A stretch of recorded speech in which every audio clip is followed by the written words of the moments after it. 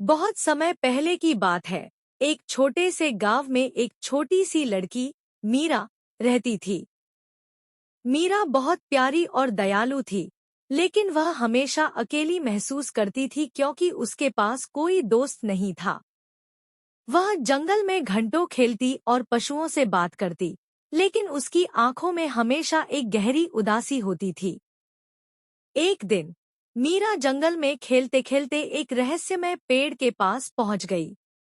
उस पेड़ के नीचे एक छोटी सी चमकती रोशनी दिखाई दी।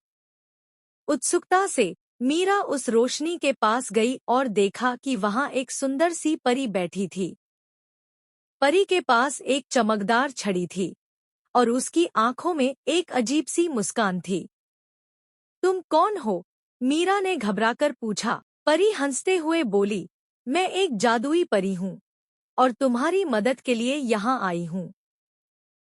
तुम हमेशा अकेली क्यों महसूस करती हो, मीरा? मीरा ने दुहक के साथ कहा, मेरे पास कोई दोस्त नहीं है। सब लोग मुझे समझते नहीं हैं। परी ने मीरा को अपनी छड़ी से छू लिया और कहा, अब तुम कभी अकेली नहीं रहोगी। मैं तुम्हारे लिए एक दोस्त बना दूंगी। इसके बाद परी ने अपनी जादुई छड़ी घुमाई और एक प्यारी सी छोटे आकार की परी वहां प्रकट हुई। वह परी मीरा की सबसे अच्छी दोस्त बन गई। दोनों मिलकर दिन-रात खेलने लगी।